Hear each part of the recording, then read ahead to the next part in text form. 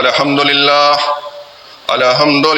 نحمده ونستعينه ونستغفره ونؤمن به ونتوكل عليه ونعوذ بالله من شرور أنفسنا ومن سيئات أعمالنا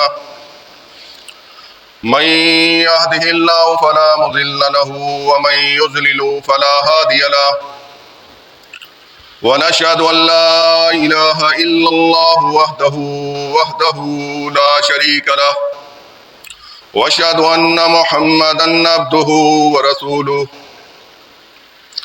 أما بعد فأعوذ بالله من الشيطان الرجيم بسم الله الرحمن الرحيم يا أيها الذين آمنوا كتب عليكم الصيام كما كتب على الذين من قبلكم لعلكم تتقون أياما معدودات فمن كان منكم مريضا أو على سفر فعدة من أيام أخر وعلى الذين يطيقون فدية طعام مسكين فمن تطوع خيرا فهو خير له وأن تصوموا خير لكم إن كنتم تعلمون۔ تمام حمد و ثنا رب العالمین کے لیے ہے جو تمام جہانوں کا پالنے والا ہے۔ درود و سلام آپ نبی کریم صلی اللہ علیہ وآلہ وسلم کے لیے ہے جو تمام جہانوں کے لیے رحمت بن کر آئے۔ عزیزان گرامی، میں نے قرآن مجید قرآن حمید سے سورۃ البقرہ آیت نمبر 83-84 کی تلاوت کی ہے۔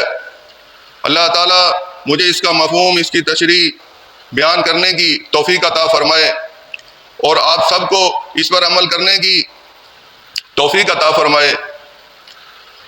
عزیزان گرامی، جو وقت یہ گزر رہا ہے ہر طرف اندھیرا ہی اندھیرا ہے، عریانی ہی عریانی ہے، فحاشی ہی فحاشی ہے، غیر اللہ کی پکار ہے، غیر اللہ کی نظر و نیاز ہے، اور ایک طرف اللہ کا قرآن ہے جو تمام انسانیت کے لیے ہدایت بن کر آیا، نجات بن کر آیا۔ اب تک اللہ تعالیٰ نے اس کتاب میں مختلف انبیاء اکرام کو مختلف قوموں کی طرف بھیجا، ایک اللہ کی عبادت کے لیے، اور تمام نبیوں کا مقصد، انبیاء اکرام کی بعثت کا مقصد ایک ہی تھا کہ اللہ کی عبادت کی جائے اور طریقہ رسول اپنایا جائے، اور اس دنیا کو امتحان گاہ بنایا گیا ہے۔ اور آج کا مسلمان اس سے غافل ہے، اس سے دور ہے۔ آج کا مسلمان اس امتحان گاہ میں بیٹھنے کے لیے تیار نہیں ہے۔ اللہ تعالیٰ نے اس کتاب سے پہلے جو کتاب رسولوں کو دی، جو اس کتاب میں لکھا گیا ہے، وہی بات پہلے رسولوں کو بھی کہا گیا ہے۔ اللہ تعالیٰ قرآن میں فرما رہا ہے، یا ایھا الذین آمنوا کتب علیکم الصیام کما کتب علی الذین من قبلکم لعلکم تتقون۔ اے ایمان والو، تم پر روزے فرض کر دیے گئے۔ عزیزان گرامی، اللہ تعالیٰ ایمان والوں سے مخاطب ہے۔ ایمان کا معنی جو ہے وہ یقین ہے۔ وہ یقین کیا ہے؟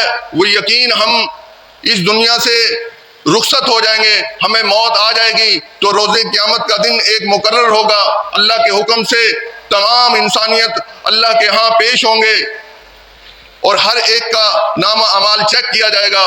پھر جس کے اچھے عمل ہوں گے، جس نے اچھا راستہ اختیار کیا ہوگا، صراط المستقیم والا راستہ اختیار کیا ہوگا، کتاب قرآن مجید کو اپنایا ہوگا، اور ہر عمل آپ وسلم سے لے کر اس عمل کو اپنی زندگی کے اندر دہرایا ہوگا، ان کے لیے جنت ہوگی۔ اور جن لوگوں نے اللہ کی کتاب سے روح گردانی کی، اللہ کی کتاب سے منہ موڑا، ان کے لیے اللہ تعالیٰ نے دردناک عذاب کا اعلان کیا ہوا ہے۔ اور جو لوگ حق کا انکار کرنے والے ہیں، اللہ تعالیٰ نے انہیں کافر قرار دیا ہے۔ تو عزیزان گرامی، ایمان والوں سے مخاطب اللہ تعالیٰ کیوں کہہ رہا ہے کہ ہم نے ان پر روزے فرض کر دیے گئے؟ ایمان کے معنی ہے کہ یقین کرنا۔ ایک تو ہم اپنی زبان سے اقرار باللسان کرتے ہیں، اور دوسرا تصدیق بالقلب اور دل سے تسلیم کرنا بات کو۔ تو عزیزان گرامی، ہم نے اپنے دل سے تسلیم کرنی ہے یہ بات کہ ہم سے پہلے بھی اللہ تعالیٰ نے ان امتوں پر روزے فرض کیے گئے ہیں۔ تو روزے کا معنی کیا ہے؟ روزہ کہتے کسے ہیں؟ کیا بھوک کو کہتے ہیں؟ پیاس کو کہتے ہیں؟ کھانا پینے کو بند کر دینا، اس کو روزہ کہتے ہیں؟ عزیزان گرامی، 11 مہینے میں اللہ پاک نے ایک مہینہ روزوں والا مہینہ قرار دیا ہے اور کہا ہے کہ ایمان والو، تم پر روزے فرض کر دیے گئے ہیں اور تم سے پہلے بھی امتوں پر روزے فرض تھے۔ یہ نہیں ہے کہ ہم آخری رسول صلی اللہ علیہ وسلم کی امت ہے تو ہم پر روزے فرض کر دیے گئے تھے، ایسا نہیں ہے۔ اس سے پہلے بھی یہ کتاب شاہد ہے، قرآن مجید، کہ اس سے پہلے بھی امتوں پر روزے فرض کر دیے گئے تھے۔ عزیزان گرامی، ہم نے اس روزے کا معنی سمجھنا ہے کہ روزہ کہتے کسے ہیں؟ روزہ کہتے کسے ہیں؟ روزے کا معنی ہے رک جانا۔ رکنا کس بات سے ہے؟ اللہ کا جو حکم ہے، اللہ نے جو حکم دیا ہے کہ یہ تمام چیزیں جو میں نے قرآن میں بیان کر دی ہیں رسول کے ذریعے، اس سے رک جانا ہے، اور جس سے کرنے کا حکم دیا ہے وہ ہم نے کرنے ہیں۔ تو رکنے کا مطلب جو ہے وہ روزہ ہے۔ صرف ہم نے یہ صرف سوچ لیا ہے کہ صبح سحری سے لے کر افطاری تک کھانا پینا بند کر دو، یہ ہمارا روزہ ہے۔ تو یہ روزہ جو ہے، ہم نے ہر اس کام سے رک جانا ہے جس سے اللہ تعالیٰ نے منع فرمایا، اس کو روزہ کہتے ہیں۔ ایک ہے ایمان کا روزہ۔ ایمان کا روزہ تو ساری زندگی ہمارے ساتھ ہے، جب تک ہماری سانس چل رہی ہے ہمارے ساتھ ایمان کا روزہ جو ہے، ہم نے ہر وہ کام کرنا ہے جو اللہ نے حکم دیا اور آپ رسول صلی اللہ علیہ وسلم نے کر کے دکھایا، اور جس سے رکنے کا حکم دیا آپ رسول اللہ صلی اللہ علیہ وسلم نے، ہم نے اسے رک جانا ہے۔ جیسے کہ سود کا کاروبار ہے، چوری ہے، دھوکہ ہے، فراڈ ہے، چغلی ہے، جھوٹ ہے، اس سے ہم نے 12 مہینے رکے رہنا ہے، بلکہ جب تک ہماری سانس چل رہی ہے ہم نے رکے رہنا ہے۔ اسی کا معنی جو ہے رک جانا۔ روزہ جو ہے اس کا معنی ہے رک جانا۔ رمضان کے مہینے میں ہم 30 روزے رکھتے ہیں، اس کے بعد پھر ہماری عرف عام کے اندر وہی زندگی جو ہے شروع ہو جاتی ہے۔ ہم جھوٹ بھی بول رہے ہیں، ہم اپنا سود کا کاروبار بھی کر رہے ہیں، ہم لاپرواہی سے اپنی زندگی بسر کر رہے ہیں۔ تو عزیزان گرامی، اس پہ ہمیں فکر کی ضرورت ہے کہ ہم نے اگلے جہان کے لیے کیا تیاری کر رکھی ہے۔ کیا ہماری نجات صرف روزہ نماز رکھنے سے، حج زکوٰۃ دینے سے کیا ہماری نجات ہو جائے گی؟ کیا ہم جنت میں داخل ہو جائیں گے؟ تو آئیے قرآن کیا کہتا ہے کہ کون سا عمل اختیار کرنا پڑے گا، کون سا ہمیں عقائد و نظریات اپنانا پڑے گا، کون سی کتاب ہے جو ہمیں جنت کا راستہ بتاتی ہے۔ وہ تمام کتابوں کا اللہ تعالیٰ نے سورۃ یاسین میں اس قرآن کو امام المبین کہا ہے۔ عزیزان گرامی، یہ بات جو ہے نا، یہ صرف سمجھنے کی ہے، کتاب کو پڑھنے سے ہے۔ تو اللہ پاک نے فرمایا کہ پہلی قوموں پر بھی ہم نے روزے فرض کیے ہیں اور تم پر بھی روزے فرض کیے ہیں تاکہ تم تقوی اختیار کرو۔ تقوی اختیار کرنے کے لیے ہمیں کون سا عمل کرنا پڑے گا؟ ہمیں سب سے پہلے رزق حلال کا اہتمام کرنا پڑے گا۔ جب تک ہم رزق حلال کا اہتمام نہیں کریں گے تو ہمارے اندر تقوی کیسے شامل ہوگا؟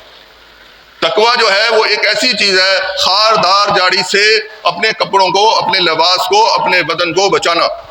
اسی طرح ہی دنیا کی، معاشرے کی تمام برائیاں، تمام کوتاہیاں سے بچنا، یہ تقوی کہلاتا ہے۔ تو عزیزان گرامی، ہم نے اس چیز کو اپنانا ہے، اپنے دامن کو پاک رکھنا ہے۔ ایک ہے لباس سے تقوی۔ لباس سے تقوی جو ہے لباس باہر کا ہے، جو اندر کا لباس ہے نا، اس کو ہم نے پاک کے صاف رکھنا ہے۔ تو اللہ تعالیٰ نے روزے کا بھی حکم دیا ہے کہ روزے بھی رکھنے ہیں اور تقوی بھی اختیار کرنا ہے۔ تو تقوی اختیار تبھی ہوگا جب ہم رزق حلال اہتمام کریں گے، رزق حلال کمائیں گے، پورا تول کر دیں گے، پورا مال دیں گے۔ تو آج کل ہمارے معاشرے میں ہر طرح سے مال کو پیٹیوں میں بھرا جاتا ہے، بوریوں میں بھرا جا رہا ہے، اوپر موٹا مال لگا دیا جاتا ہے اور نیچے باریک مال لگا کر وہ مارکیٹ میں سپلائی کر دیا جاتا ہے۔ تو اللہ تعالیٰ نے قرآن میں فرمایا ہے کہ اے ایمان والو، تم ناپ تول کے اندر کمی بیشی نہ کیا کرو۔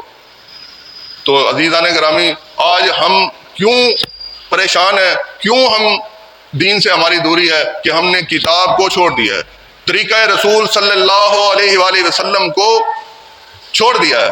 ہمارا رخ جو ہے وہ دنیا کی طرف ہو گیا ہے۔ صرف ہمارا مقصد جو ہے دولت کمانا ہے، ہماری سوچ جو ہے وہ دنیا ہے، ہماری فکر جو ہے وہ دنیا ہے۔ یہ آج 2 لاکھ ہے، آج یہ 4 لاکھ ہے، یہ ہماری بیوی ہے، یہ ہمارے بچے ہیں، یہی کچھ ہے. لیکن یہ جب سب ہم ایک طرف رکھ کے جب اللہ کا پیغام کو سنیں گے، اللہ کی کتاب کو پڑھیں گے، یہ ہمیں اس چیز کا درس دیتی ہے کہ ہم اپنی زندگی کو آپ صلی اللہ علیہ وسلم کی زندگی کے مطابق بسر کریں. یہ لمحہ فکریہ ہے. یہ رمضان کا مہینہ یہ برکتوں والا مہینہ ہے. اسی مہینے میں اللہ تعالیٰ نے قرآن کو نازل کیا ہے. اگلی آیت بھی اللہ تعالیٰ نے شہر رمضان الذی انزل فیہ القرآن، یہ مہینہ جو ہے مہینہ رمضان والا مہینہ ہے، تو اسی مہینے میں اللہ تعالیٰ نے قرآن مجید قرآن حمید کو نازل کیا ہے. تو ان برکتوں کو سمیٹنے کے لیے ہمیں چاہیے کہ ہم مسجد میں جلدی آئیں. اس قرآن سے علم حاصل کرنے کے لیے ہم مسجد میں جلدی آئیں. لیکن آج ہم مسلمان ہونے کے ناطے جو ہے صرف 5-10 منٹ رہ جاتے ہیں، پھر ہم جو بیان ہے اصل مقصد جو بات سننے کا ہوتا ہے اس سے ہم محروم ہو جاتے ہیں. تو عزیزان گرامی، یہ قرآن جو ہے ہمیں بتا رہا ہے کہ اس سے نجات کیسے حاصل کرنی ہے. آگے اللہ تعالیٰ فرما رہے ہیں ایام معدودات، چند دن ہے صرف گنتی کے. فمن کان منکم مریضا او علی سفر فعدۃ من ایام اخر، اگر تم میں سے اگر اس مہینے کو اگر پالے، اگر وہ کوئی بیمار ہو یا کوئی تنگ دست ہو، وہ روزہ نہ رکھتا ہو، تو وہ اس کو دوسرے دنوں میں پورا کر لے. اب دیکھیں کہ اللہ تعالیٰ نے کتنی سہولت دی ہے مسلمان کے لیے، مومن کے لیے. اگر وہ صحت کے لحاظ سے، تندرستی کے لحاظ سے وہ تھوڑا سا پریشان ہے تو اس کو سہولت دے دی گئی ہے کہ اگلے دنوں میں اس کے شمارے کو پورا کر لے. وَعَلَى الَّذِينَ يُطِيقُونَهُ فِدْيَةٌ طَعَامُ مِسْكِينٍ، اور مسکین کو فدیہ بھی دے. جو ہم نے رمضان میں نمازیں پڑھی، تلاوت کی، تراویح پڑھی، روزے رکھے، اس میں کوئی کمی کوتاہی رہ گئی ہے تو اس سے ہم نے بچنے کے لیے، اس کے درجات کو بڑھانے کے لیے غریب کو، مسکین کو فدیہ دینا ہے، فطرانہ دینا ہے. اور جو آج ہمارے علماء کرام نے متفقہ جو گندم کا حساب ہے وہ 300 روپے نکالا ہے. اور جو صاحب جائیداد حیثیت رکھتے ہیں وہ گندم سے ہٹ کر اور اس سے بڑھا کر بھی دے سکتے ہیں. مثلا کھجور ہو گئی، بادام ہو گئے، کچھ اور بہت ساری چیزیں ہیں کھانے پینے کی، تو اس سے بھی وہ حساب لگا کر 300 سے زیادہ بھی بڑھ جاتے ہیں، 1000، 1500، 2000، 5000. تو وہ اپنی حیثیت کے مطابق ادا کر سکتے ہیں. لازمی نہیں کہ 300 روپے ہی دینے ہم نے گندم کے حساب، کم سے کم جو ہے وہ 300 ہے. تو یہ کیوں کہا گیا ہے؟ یہ ان لوگوں کے لیے ہے جو غریب اور مسکین ہیں، وہ بھی عید کی خوشیوں میں شامل ہو جائیں، وہ بھی اپنے بچوں کے کپڑے، اپنے گھر کی ضروریات کو پورا کر لیں. تو یہ اللہ تعالیٰ نے غریب مسکین کے لیے فدیے کا حکم دیا ہے ان لوگوں کو جو صاحب استطاعت ہے. تو باقی تو جہاں پر 300 روپے فدیہ کا اعلان کیا گیا ہے وہاں سے دوسرے بات کا بھی پتہ چل سکتا ہے، ابھی کھجور کا کتنا ہے، کاجو کا کتنا ہے، کشمش کا کتنا ہے، وہاں سے اس کے ریٹ کا بھی پتہ چل جائے گا. وہ کوئی پریشانی والی بات نہیں. تو عزیزان گرامی، یہ ہم نے ضرور عید کی نماز سے پہلے ادا کرنا ہے. ہمیں تو چاہیے ہم روزے جیسے ہی رمضان کا مہینہ شروع ہوتا ہے کوشش کریں جلد سے جلد ادا کریں، اس کو مسجد میں جمع کرا دیں، مدرسے میں جمع کرا دیں، تاکہ غریب آدمی کے پاس پہنچ جائے. عید سے پہلے وہ بھی اپنا انتظامات کر لے، اپنی عید کی خوشیوں میں وہ بھی شامل ہو جائے. یہ ہمیں طریقہ اختیار کرنا چاہیے. تو عزیزان گرامی، تو مسکین کو کھانا بھی کھلائے.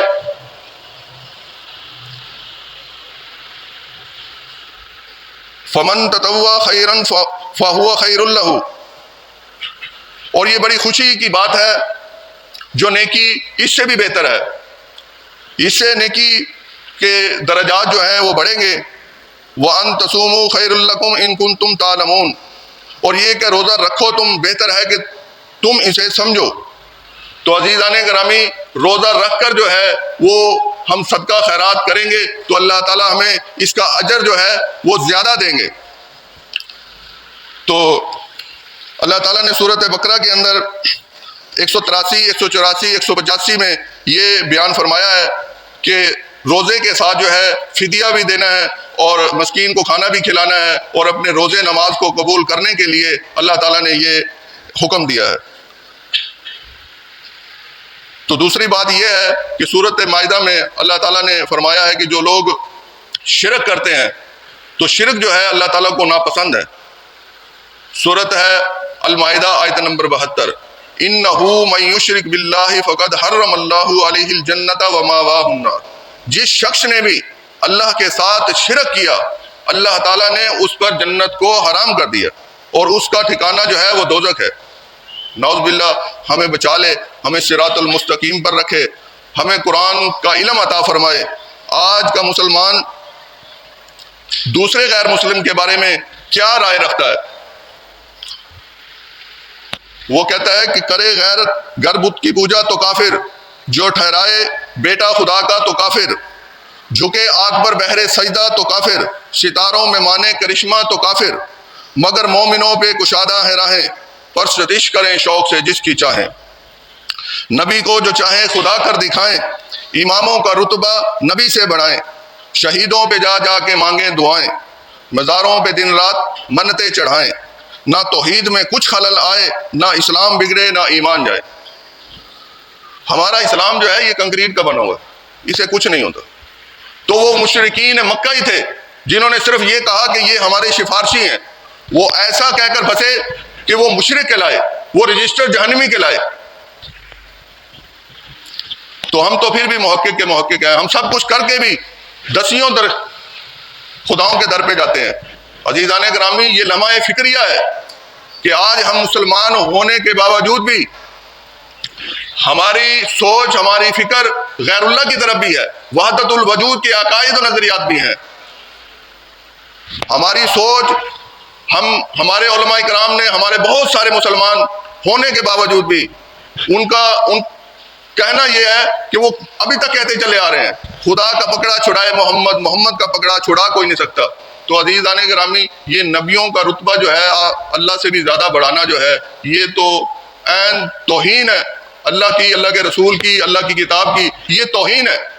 برد جولی میری یا محمد، یعنی کہ اللہ کو چھوڑ کر رسول کو الہ بنا لیا، رسول سے اپنی مناجات جو ہے نا وہ پوری کروانی شروع کر دی، جبکہ ہمارا ایگریمنٹ نماز میں ہر 7 آیت والی ہم دہراتے ہیں، ہر نماز میں اس میں اقرار ہے ہمارا، ایاک نعبد و ایاک نستعین، اے اللہ ہم تیری ہی عبادت کرتے ہیں اور تجھ ہی سے مدد مانگتے ہیں۔ تو عزیزان گرامی، ہم یہ کہہ کر بھی پھر ہم پیروں کی طرف، ولیوں کی طرف، درباروں کی طرف، گنج بخش کی طرف اپنا رخ کیے ہوئے ہیں، کیونکہ ہم نے کتاب کو غور و فکر سے پڑھا ہی نہیں ہے۔ سورۃ محمد ہے، اس میں اللہ تعالیٰ فرما رہا ہے افلا یتدبرون القرآن ام علی قلوب اقفالها، کہ تم قرآن پہ غور و فکر نہیں کرتے، کیا تمہارے دلوں پر تالے چڑھے ہوئے ہیں؟ تو عزیزان گرامی، یہ فکر والی کتاب ہے، جو اس کتاب کی آیت پر غور و فکر کرتے ہیں وہی ہدایت یافتہ ہوتے ہیں۔ تو ہمیں چاہیے کہ ان آیت کا ہم مراقبہ کریں، ٹٹولیں انہیں کہ کیا ہمارا ایمان درست ہو رہا ہے یا ہم اس کتاب سے دور ہیں، ہم اپنی من مرضی کا ایمان بنا کر زندگی بسر کر رہے ہیں۔ اگر تو ہمارا ایمان اس کتاب کے مطابق ہے، ہماری عبادات، ہمارا عمل اس کتاب کے مطابق ہے، پھر تو ہمیں آخرت میں نجات ہماری ہو سکتی ہے۔ اگر ہم نے طریقہ رسول نہیں اپنایا، اس کتاب کو پشے پشت پھینک دیا، پھر ہمارے لیے آخرت میں مشکل کا باعث بنے گی۔ تمام انبیاء کرام کو اللہ تعالیٰ روز قیامت والے دن اکٹھا کر کے پوچھے گا، اور کتاب قرآن مجید رکھ دی جائے گی، کہا جائے گا بتاؤ، آپ وسلم سے بھی پوچھا جائے گا بتاؤ تمہاری قوم نے کیا کہا، تو آپ رسول اللہ صلی اللہ علیہ وسلم فرمائیں گے ان قوم اتخذوا ھذا القرآن مہجورا، کہ یہ میری قوم تھی جس نے کتاب کو چھوڑ دیا، اس کتاب کو بیکار سمجھا۔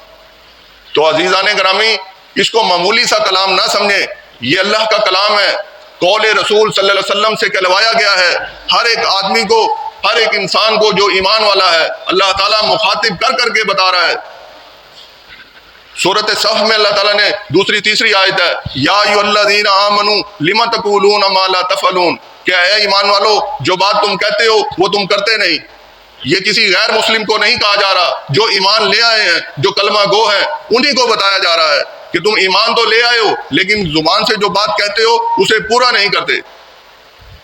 کبر مقتا عند اللہ ان تقولوا ما لا تفعلون، کہ اللہ خفا ہوتا ہے، اللہ ناراض ہوتا ہے کہ جو بات تم کہو اور وہ تم کرو نہیں.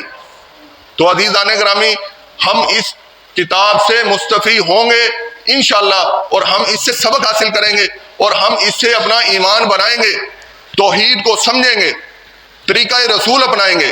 پھر ہمارے روزے بھی قبول ہوں گے، ہماری نمازیں بھی قبول ہوں گی، ہماری زکوٰۃ بھی قبول ہوگی، ہمارے صدقہ بھی قبول ہوگا. ایک آدمی ہے، وہ نماز بھی پڑھ رہا ہے، ٹھنڈے پانی میں وضو بھی کر رہا ہے، قرآن کی تلاوت بھی کر رہا ہے. بات یہ ہے کہ بھی اگر تو وہ قرآن کے عین مطابق کر رہا ہے، طریقہ رسول پر چل رہا ہے، تو پھر تو اس کو اس کی محنت کا صلہ ضرور ملے گا. اگر وہ بغیر سوچے سمجھے ہی اس شخص نے اپنے ماں باپ کو دیکھا، جیسے اب ہم اپنے ماں باپ کو دیکھ کر چلتے آ رہے ہیں، نماز پڑھ لی، تھوڑی بہت قرآن کی تلاوت پڑھ لی، وہ بھی عربی زبان میں لفظ کو دہرا دینا، نیکیاں سمجھا ہوا ہے ہم نے، تو یہ اتنا کافی نہیں ہے. ہم جو محنت کر رہے ہیں اس کا ہمیں کریڈٹ بھی تو ملے نا، ہمیں کچھ اس کا صلہ بھی ملے روز قیامت والے دن. اور ہم بغیر سوچے سمجھے اس عمل کو دہرائے جا رہے ہیں. تو ایسا نہیں ہے، ہم نے سوتے نہیں رہنا کہ ہم نے سو کر ساری زندگی گزار دی ہے. تو ہم نے اس کتاب کو پڑھنا ہے ترجمے کے ساتھ. آج کل ہمارے علماء کرام نے صرف بتا دیا کہ ایک لفظ پڑھنے سے 30 نیکیاں ملتی ہیں. ٹھیک ہے، 30 نیکیاں ملتی ہیں، تو اس کی تمام عبارت کو سمجھنا بھی تو ہے نا بامعنی، اس کی تفسیر کو سمجھنا ہے، پھر ہی ہمیں اس کا نام کیا نجات ہمیں ملے گی نا، ہمیں نیکیاں ہماری بڑھیں گی. ہم اس کا معنی نہ سمجھیں، طریقہ زندگی نہ بنائیں، یہ تو قانون ہے زندگی بسر کرنے کا، یہ اس سے تو پتہ چلتا ہے فلاں دوراہے پہ چلے جاؤ، دائیں طرف جاؤ گے تو اس کا راستہ ادھر جاتا ہے.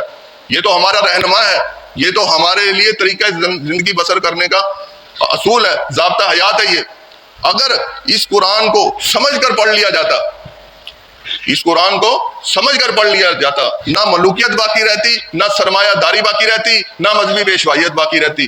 ہونا کیا تھا کہ ہمارے علماء کرام نے اس کے الفاظ کو دہرا دینے پر لگا دیا کہ اس کے پڑھنے سے ہمیں نیکیاں ملتی. تو عزیزان گرامی، اس کتاب کو پڑھیں ہم، لیکن غور و فکر سے پڑھیں.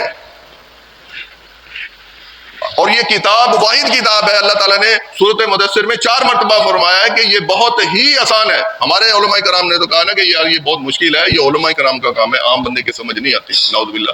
یہ بہت ہی آسان کتاب ہے. سورۃ قمر میں اللہ تعالیٰ نے 4 مرتبہ فرمایا وَلَقَدْ يَسَّرْنَا الْقُرْآنَ لِلذِّكْرِ فَهَلْ مِن مُدَّكِرٍ. ہم نے قرآن کو آسان بنا دیا ہے، کوئی ہے اس سے نصیحت حاصل کرے؟ کیا آج ہم مسلمان ہونے کے ناطے ہم اس کو کتاب کو کھول کر سمجھ کر پڑھتے ہیں؟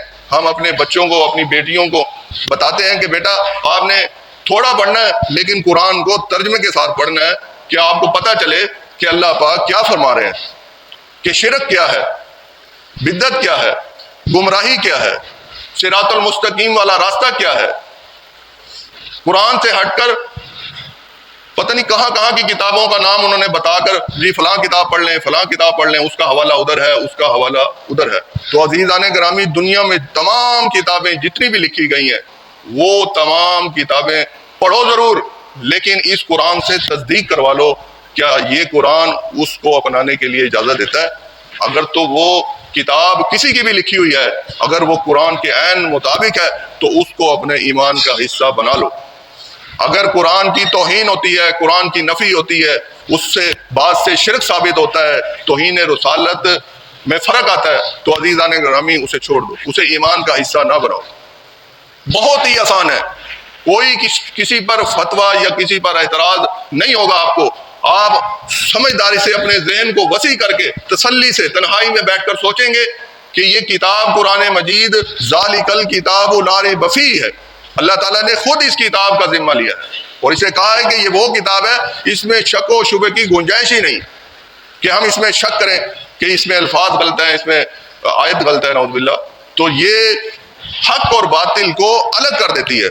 جو جھوٹ ہے وہ الگ ہو جاتا ہے اور حق الگ ہو جاتا ہے. کوئی بھی کتاب آپ دنیا کی لے لیں، وہ آپ پڑھیں، اس قرآن سے تصدیق کروا لیں، پھر اس کو اپنے ایمان کا حصہ بنا لیں. بات یہ بار بار کیوں کہی جا رہی ہے کہ ہم اس دنیا میں امتحان کے سلسلے میں آئے ہوئے ہیں، صرف ہم نے امتحان دینا ہے. 28ویں پارے میں سورۃ ملک میں الذی خلق الموت والحیات لیبلوکم ایکم احسن عملا وہو العزیز الغفور.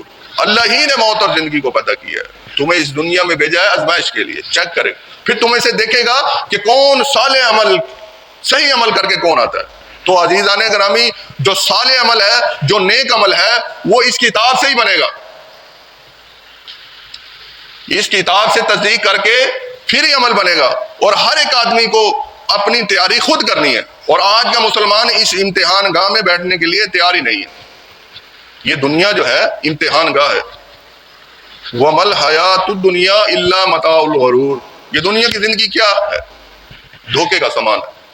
تو عزیزان گرامی، اس کتاب سے جب آپ دل جوڑیں گے، اس کتاب سے علم سیکھنا چاہیں گے، اپنے ذہن کو بنائیں گے، پہلی بات تو ہم تیار ہی نہیں ہیں کہ ہم اس امتحان گاہ میں بیٹھیں، کیونکہ اس امتحان گاہ کے بعد ہمارا رزلٹ ہے روز قیامت والے دن، اور اس کا جج صرف اللہ ہی ہے، فیصلہ اللہ نے کرنا ہے، اور انسان کو کتاب دے دی جائے گی۔ روز قیامت والے دن جب پیش ہوگا، فردن فردن آدمی جو ہے وہ اللہ کی بارگاہ میں پیش کیا جائے گا، اس کو کتاب دے دی جائے گی، اور اسے کہا جائے گا اقرأ کتابک کفی بنفسک اليوم علیک حسیبا، یہ 15ویں پارے میں سورۃ بنی اسرائیل، کہ پڑھ لے اپنی کتاب، اپنا نامہ اعمال، تو خود ہی فیصلہ کرنے والا ہے۔ آج میں نے تجھے جج بھی تجھے ہی بنا دیا۔ تو عزیزان گرامی، بتاؤ ہم یہ جو زندگی بسر کر رہے ہیں، یہ زندگی جو ہے لاپرواہی سے گزر رہا ہے، یہ آج 18واں روزہ ہے، 10 روزے رہ گئے ہیں، تو ہماری مسجدوں میں ابھی نعرے شروع ہو جانے، رمضان الوداع الوداع الوداع۔ عزیزان گرامی، بات یہ کہ رمضان کا مہینہ الوداع نہیں ہونا، ہم نے اس سے الوداع ہو جانا ہے۔ یہ روز قیامت تک رمضان کا مہینہ آتا ہی رہے گا، لیکن ہم اس دنیا میں موجود نہیں ہوں گے۔ ہماری سوچ دیکھو کیسی ہے کہ چلو بھائی اس سے جان چھوٹ جائے گی، ہم اسے الوداع کر رہے ہیں، کیونکہ ہم اس سے الوداع ہو رہے ہیں۔ ہم نے جو نیکیاں سمیٹنی تھی، جو اللہ نے حکم دیا تھا روزے کا، نماز کا، حج کا، زکوٰۃ کا، اس سے ہم دور ہو گئے، اور 11 مہینے بھی ہم نے ساری کی ساری اسی طرح ہی اپنی عادت، اپنی نماز، اپنی پرہیزگاری کو اپنائے رکھنا ہے۔ یہ ایک مہینہ جو ہے ٹریننگ کا ہے، یاد دہانی کا ہے، یہ بڑی عقل مند والی بات ہے۔ یہ مہینہ جو ہے یہ ٹریننگ ہے، یہ چیک کیا جا رہا ہے کہ شاید یہ دوبارہ جو ہے نا پلٹیں، ایمان والے ہو جائیں، نمازی ہو جائیں، زکوٰۃ والے ہو جائیں، حج والے ہو جائیں۔ تو یہ ہماری سوچ جو ہے، یہ الوداع ہم نے نہیں کرنا، اسے ہم نے الوداع ہونا ہے اس سے۔ اگلے سال ہم ہو نہ ہو، رمضان کا مہینہ تو آیا اور صدیوں سے چلتا آ رہا ہے۔ اللہ تعالیٰ نے قرآن میں فرما دیا ہے کہ ہم نے پہلے لوگوں پر بھی روزے فرض کیے تھے اور اب بھی روزے فرض کیے۔ تو روزے کا معنی، اس کا مفہوم میں نے آپ کو بتایا، روزے کے معنی رک جانا ہر اس کام سے جو اللہ نے منع فرمایا، آپ رسول اللہ صلی اللہ علیہ وسلم نے منع فرمایا، اس سے رکے رہنا، اپنی مرضی چھوڑ دینی ہے، اللہ کی مرضی پر چل لینا، طریقہ رسول اپنا لینا، پھر ہماری نجات ہے۔ پھر ہم اس دنیا میں کامیاب ہو کر اپنا پیپر جو ہم حل کر رہے ہیں، وہ ہم اچھے الفاظ میں، اچھے عمل کے ساتھ ہم گزار کر اس دنیا سے رخصت ہو جائیں گے۔ یہ ہماری زندگی ہے۔ دوسری زندگی ہماری روزے قیامت والے دن ہے۔ اللہ تعالیٰ نے قرآن مجید میں فرما دیا ہے کہ روزے قیامت والے دن میں مردوں کو زندہ کروں۔ تمام انبیاء کرام کو اکٹھا کیا جائے گا، فردن فردن آدمی سے پوچھا جائے گا، بتاؤ تمہارے پاس رسول آئے تھے، تم نے کون سا عمل اختیار کیا ہے؟ کیا تم نے شرک کا پہلو پکڑ لیا، شرک کرنے لگ گئے تھے؟ کیا تمہارے پاس رسول نہیں آئے تھے، انبیاء کرام نہیں آئے تھے؟ تو عزیزان گرامی، یہ واحد کتاب ہے، اگر ہم اس کتاب سے رخ پھیریں گے یا اس سے ہم نہیں پڑھیں گے، قرآن خود ہی کہہ رہا ہے، اللہ قرآن میں درج کر دیا ہے وہ بات، جس نے اس کتاب کو نہیں پڑھا وہ روزے قیامت والے دن اس کو اندھا اٹھایا جائے گا۔ اب دیکھو، یہ بات تو کہنے میں ہم نے تو کہہ دی، آسانی سے بات ہے، تو بات یہ ہے کہ جو اس بات سے غافل ہیں، جنہوں نے اپنے دل پر یا اپنے دماغ میں یہ بات ڈالی نہیں ہے کہ ہم نے اس قرآن کو بھی پڑھنا ہے، ہمارے علماء کرام نے صرف ایک چھوٹی سی بات ہمارے دل کے اندر بٹھا دی ہے کہ جو کلمہ گو ہے وہ روزے قیامت والے دن بخشا جائے گا۔ آپ رسول اللہ صلی اللہ علیہ وسلم ہماری سفارش کروا لیں گے۔ تو عزیزان گرامی، یہ کتنا بڑا مغالطہ ہے، ہمیں کتنا بڑا مغالطہ ہے یہ کہ ہم یہ امید رکھیں اور ہم نماز بھی نہ پڑھیں، کتاب بھی نہ پڑھیں، قرآن کی تلاوت بھی نہ کریں، ہم اپنی من مرضی کی زندگی بسر کریں اور اس دنیا سے رخصت ہو جائیں، اور آخرت میں ہم یہ امید رکھیں اور ہم نے اس بات کا ایمان کا حصہ بنایا ہوا اپنے آپ کو کہ آپ رسول اللہ صلی اللہ علیہ وسلم روزے قیامت والے دن سفارش کروا لیں گے۔ تو ایسا نہیں ہے۔ تو اللہ کا رسول تو فرما رہا ہے روزے قیامت والے دن کہ یہ میری قوم تھی جس نے قرآن کو چھوڑ دیا، کہ وہاں پہ آپ رسول اللہ صلی اللہ علیہ وسلم شکایت لگا رہے ہیں۔ سورۃ اعقاف آیت نمبر 8 ہے، 9 سورۃ اعقاف میں 26ویں پارے کے اندر اللہ تعالیٰ فرما رہا ہے کہ انہیں کہ قل ما کنت بدعا من الرسل وما ادری ما يفعل بي ولا بكم ان اتبع الا ما يوحى الي وما انا الا نذير مبين۔ اے رسول صلی اللہ علیہ وسلم انہیں فرما دیجئے کہ میں کوئی نرالا رسول نہیں ہوں، میں کوئی نیا رسول نہیں آیا، اس سے پہلے جو رسول آئے ہیں اسی طرح کا ہی رسول ہوں۔ مجھے نہیں معلوم کہ میرے ساتھ کیا کیا جائے گا، اور مجھے نہیں معلوم کہ ان کے ساتھ کیا کیا جائے گا۔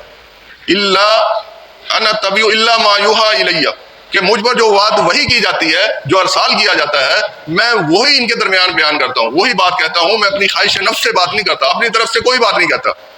الا نذیر مبین، مگر صرف میں واضح طور پر ڈرانے والا ہوں، خبردار کرنے والا ہوں۔ ڈراتا کس سے ہے؟ جہنم کی آگ سے۔ خبردار کس سے کرتا ہے؟ جنت کی بشارت دیتا ہے۔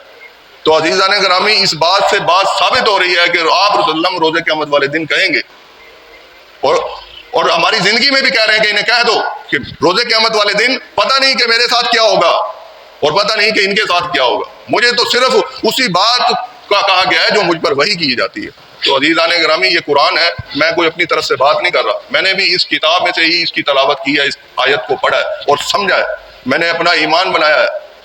اور آپ لوگوں سے بھی یہی اپیل ہے، ریکویسٹ ہے کہ آنکھیں کھول کر اپنی زندگی کو بسر کریں، اپنا ایمان بنائیں۔ جو آپ محنت کر رہے ہیں، اپنے آپ کو سٹرگل کر رہے ہیں، انویسٹمنٹ کی ہوئی ہے، آپ اتنی دور دور سے سفر کر کے آ رہے ہیں، ٹھنڈے پانی میں وضو کر رہے ہیں، نماز کو ادا کر رہے ہیں، صدقہ خیرات دے رہے ہیں، دن رات محنت کما کر اللہ کی راہ میں خرچ کرتے ہیں، اگر ہمارا ایمان باللہ درست نہیں، مقام رسالت درست کوئی نہیں، تو پھر ہماری عبادت کیسے قبول ہوگی؟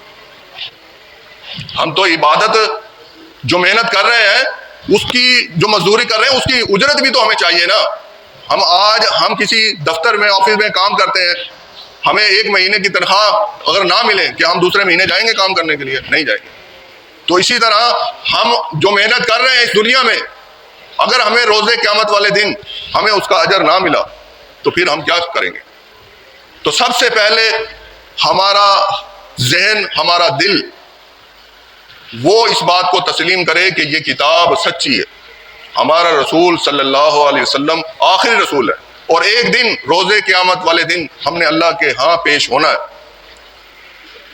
جب ہم پیش ہوں گے تو ہمارا نامہ اعمال دکھا دیا جائے گا، جو اچھے عمل والے ہوں گے ان کو دائیں ہاتھ میں دے دیا جائے گا، جن کے برے عمل ہوں گے ان کو بائیں ہاتھ میں دے دیا جائے گا۔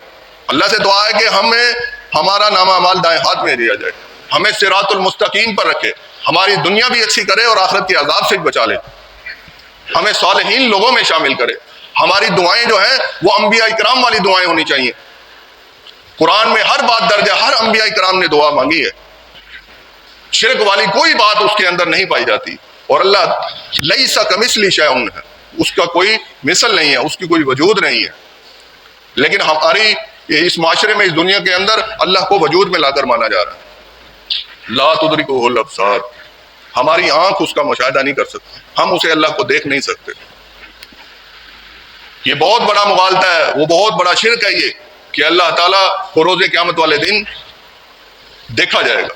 اللہ تو قرآن میں فرما رہا ہے لیس کمثلہ شیء لا تدرکہ الابصار، تمہاری آنکھ دیکھ ہی نہیں سکتے۔ ہم اس کے خلاف بات کیے جا رہے ہیں، اللہ کچھ کہہ رہا ہے، ہم اپنی مرضی کے جو ہے نا گھوڑے دوڑائے جا رہے ہیں۔ تو عزیزان گرامی، ان آیت پر غور و فکر کریں، اس آیت کا مراقبہ کریں، ٹٹولیں اسے۔ جب تک ہم اس کو غور و فکر سے نہیں پڑھیں گے ہمارا ایمان درست نہیں ہوگا۔ ہم اس کتاب سے آؤٹ آف ریفرنس کوٹ کریں گے، دوسری کتابوں پر ہمارا زیادہ یقین ہوگا تو ہم بھٹک جائیں گے، ہم صراط المستقیم والے راستے پہ نہیں رہیں گے۔ آپ رسول اللہ صلی اللہ علیہ وسلم کی حدیث ہے کہ فمن رغب عن سنتی فلیس منی، جس شخص نے میری سنت سے اعراض کیا، جس شخص نے میری سنت سے کنارہ کشی کی، اس سے میرا کوئی تعلق نہیں۔ قول آپ رسول اللہ صلی اللہ علیہ وسلم کا ہے، وہ درج ہے، اور ہم اس سے کنارہ کشی کر رہے ہیں۔ سب سے چھوٹی سنتوں میں سے بڑی سنت آپ رسول اللہ صلی اللہ علیہ وسلم کی داڑھی مبارک ہے۔ ہم اپنی شکل و صورت، اپنا طریقہ، اپنا لباس، آپ رسول اللہ صلی اللہ علیہ وسلم کے مطابق نہیں بنائیں گے تو بتاؤ ہم جنت میں کیسے جائیں گے؟ ایک مثال، ایک بات، چھوٹی سی بات کرتا ہوں، بات اپنی کلوز کروں گا۔ روزے قیامت والے دن ہم تمام عمل کر کے یہاں سے رخصت ہو جاتے ہیں، آپ رسول وسلم سامنے حاضر، ہماری شکل و صورت، ہمارا لباس، ہمارے چہرے پر سنت رسول نہیں ہے، اور ہم اظہار کریں اے اللہ کے رسول کہ میں آپ کا امتی ہوں، کیا آپ رسول اللہ صلی اللہ علیہ وسلم ایکسیپٹ کر لیں گے، مان لیں گے؟ تو عزیزان گرامی، اللہ کے رسول نے تو پہلے ہی فرما دیا ہے کہ جس نے میری ایک سنت سے بھی اعراض کیا، کناری کشی کی، رخ پھیر لیا، اس سے میرا کوئی تعلق ہی نہیں ہے۔ تو عزیزان گرامی، یہ لمحہ فکریہ ہے کہ چاہے ہماری عمر 30 سال ہے، 40 سال ہے، 70 سال ہے، ہم اس عمل کو ضرور اپنا وجود کا حصہ بنائیں گے جو رسول اللہ صلی اللہ علیہ وسلم سے بات ثابت ہے۔ جو آپ رسول اللہ صلی اللہ علیہ وسلم سے، اپنے ماں باپ سے بھی زیادہ محبت آپ رسول اللہ سے کرے گا، وہ بندہ مومن ہے۔ تو ہمارا اظہار محبت، ہماری تمنا جو ہے، ہمارے خالی نعرے ہیں۔ وہ عید میلاد النبی پہ نعرے لگ رہے ہوتے ہیں، غلامی رسول میں موت بھی قبول ہے۔ تو عزیزان گرامی، ہم نے 5 وقت کی نماز کے لیے تو نعرہ نہیں لگاتے، ہم غلامی رسول میں 5 وقت کی نماز قبول ہے، نماز غلامی رسول میں ہمیں ہر برے کام سے بچنے کا چاہیے، یہ ہمیں نعرے نہیں آتے۔ وہ ہے جو ہم اپنا ہی نقصان کر رہے ہیں، بغیر سوچے سمجھے، بغیر عقلی دلیل۔ نہ قرآن سے ثابت ہے، نہ رسول اللہ علیہ وسلم سے ثابت ہے، نہ صحابہ کرام سے ثابت ہے۔ ہم اس کو اپنے ایمان کا حصہ بھی بنائے جا رہے ہیں اور اپنی زبان سے دہرائے بھی جا رہے ہیں۔ تو ان چیزوں سے ہم نے بچنا ہے۔ جو بات بھی کہیں اپنی زندگی کے اندر، نہ اللہ کی خلاف ہو، نہ رسول اللہ صلی اللہ علیہ وسلم کے خلاف ہو، نہ صحابہ کرام کے خلاف ہو، نہ اولیاء کرام کے خلاف ہو۔ تو ہم لاپرواہی سے جو زندگی بسر کر رہے ہیں، یہ ہمارا اپنا ہی نقصان ہے۔ ابھی بھی وقت ہے کہ ہم اپنے آپ کو سدھار لیں، اپنے آپ کو اللہ اور اس کے رسول کے تابع کر دیں، تب ہی نجات ہوگی۔ تو یہ رمضان کا مہینہ ہمارے لیے باعث برکت ہے۔ ہمیں چاہیے زیادہ سے زیادہ قرآن کی تلاوت کریں، اس کو سمجھیں، قیام اللیل کریں۔ قیام اللیل میں اللہ تعالیٰ نے فرمایا ہے کہ فجر کی نماز میں فرشتے حاضر ہوتے ہیں، ملائکہ جو ہے وہ حاضر ہوتے ہیں۔ تو عزیزان گرامی، تو یہ غنیمت جانیے اس مہینے کو، اس میں یہ موقع ہے ہمارے پاس، ہم نے اپنے آپ کو سدھارنا ہے، اپنے آپ کو، ہماری جو کوتاہیاں برائیاں تھیں اس کو چھوڑ کر بقیہ زندگی جو ہے وہ ہم نے اللہ اور اس کے رسول کے طریقے سے گزارنی ہے۔ تو انشاءاللہ ہم کریں گے، اس پر ہمارا اتفاق ہے۔ آخر دعوانا ان الحمدللہ رب العالمین، سبحان ربک رب العزت عما یصفون وسلام علی المرسلین والحمدللہ رب العالمین۔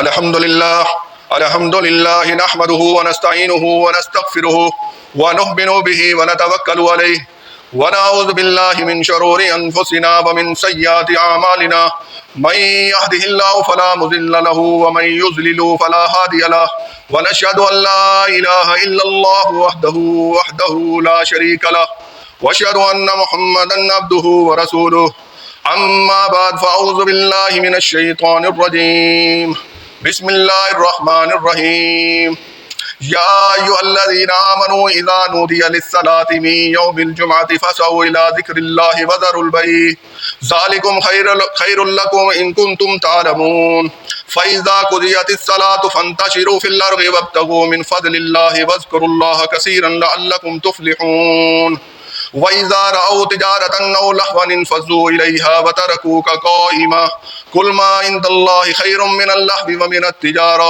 وَاللَّهُ خَيْرُ الرَّازِقِينَ۔